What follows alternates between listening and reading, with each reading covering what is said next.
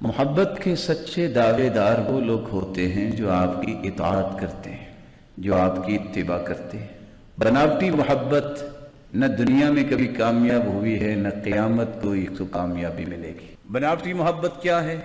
وہ بات کرنا جو اللہ کے رسول نے نہیں کی۔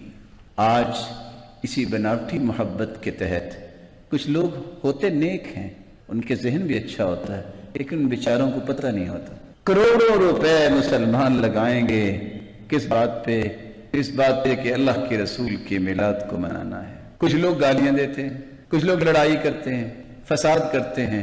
نہ ہمیں لڑائی کرنی آتی ہے، نہ ہم فساد کو پسند کرتے ہیں۔ گالی کو ہم ویسے ہی ناجائز سمجھتے ہیں۔ ہم کہتے ہیں شیطان کو بھی گالی نہیں دینی چاہیے، کیونکہ حدیث میں آیا نا لا تسبوا الشیطان۔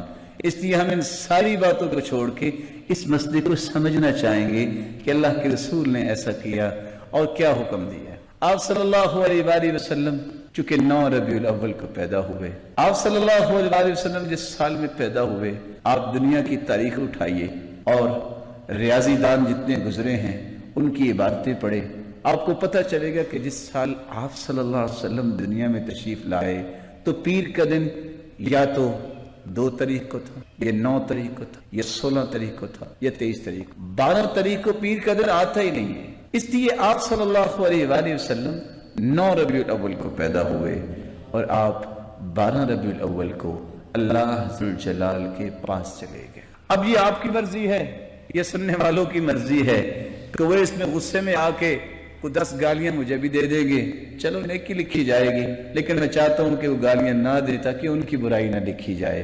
میں اپنی نیکی کی خواہش میں ان کو برائی نہیں دلوانا چاہتا۔ یہ آپ کی مرضی ہے کہ آپ وفات پہ خوشی منا لیں، یا آپ صلی اللہ علیہ وسلم کی بیٹی کی بات کو یاد کریں، صبت علی مصائب لو انہا صبت علی الایام سرن لیالیا۔ لوگوں ہم پہ اتنی مصیبتیں آئیں کہ اگر وہ مصیبتیں اور غم دنوں پہ آ جاتے تو دن راتیں بن جاتی۔ جب آپ صلی اللہ علیہ وسلم دنیا سے گئے تو حالت یہ تھی، فرمایا کہ اگر دنوں پہ یہ غم آ جاتے تو دن راتیں بن جاتی۔ لمبی چوڑی بحث نہیں، لڑائی نہیں۔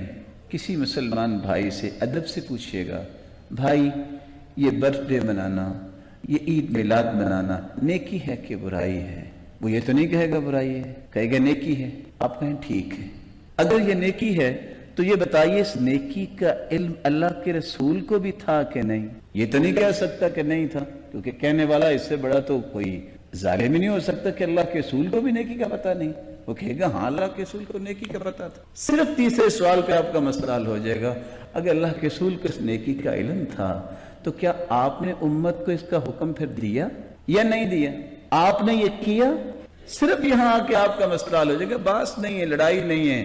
اگر تو وہ کہے کہ حکم نہیں دیا تو پھر بھی مسئلہ حل ہو گیا، اور اگر وہ کہہ دے کہ ہاں اللہ کے رسول نے حکم دیا تو اس سے ادباً گزارش کیجئے کہ صرف ایک حدیث دکھا دے، صرف ایک حدیث۔ 63 سال اللہ کے رسول کو ملے ہیں، آپ نے کسی ایک سال بھی یہ کام کیا ہو؟ سیدنا ابوبکر صدیق جس کی محبت کا اندازہ یہ کہ وفات کے بعد اپنا سر گھٹنوں میں لے کے بیٹھ کے رویا کرتے تھے، کہتے تھے کب اللہ کے رسول سے ملیں گے۔ 2 سال حکومت کی ہے، انہوں نے ایک مرتبہ بھی یہ کام کیا ہو؟ وہ عمر رضی اللہ تعالی عنہ جو 10 سال خلیفہ رہے ہیں، انہوں نے ایک مرتبہ یہ منایا ہو؟ وہ عثمان جس کے بارے میں فرمایا تھا، عثمان میری اگر کوئی اور بھی بیٹی ہوتی تو میں تیرے نکاح میں دیتا۔ عثمان آج کے بعد تم جنتی ہو، جو بھی کچھ عمل کرو۔ ما ضر عثمان بعد هذا اليوم۔ عشاء سے لے کے صبح تک دعا صرف یہی کرتے رہے، اللہ عثمان کو بخش دے، اللہ عثمان کو بخش دے۔ 12 سال ان کی حکومت رہی ہے، انہوں نے ایک مرتبہ کیا ہو؟ سیدنا علی کو کون نہیں جانتا؟ یہ کون ہیں؟ یہ سیدہ فاطمہ کے خامند ہیں، علی المرتضی رضی اللہ عنہ وارضاہ۔ 4 سال تک انہوں نے حکومت کی ہے، خلافت کی ہے، ایک مرتبہ انہوں نے ایسا کیا ہو؟ صرف ایک بات دکھا دیں، دنیا سب کو کہنا، سمجھانا، قائل کرنا، یہ ہماری ذمہ داری ہوگی انشاءاللہ۔ جہاں تک آواز پہنچا سکے پہنچائیں گے۔ اگر دنیا میں قرآن مجید میں اگر اس کا حکم نہیں، حدیث میں اس کا حکم نہیں، 1,44,000 صحابہ نے ایسا نہیں کیا، تو پھر اللہ سے ڈر جائیں، پھر اللہ ذوالجلال سے ڈر جائیں۔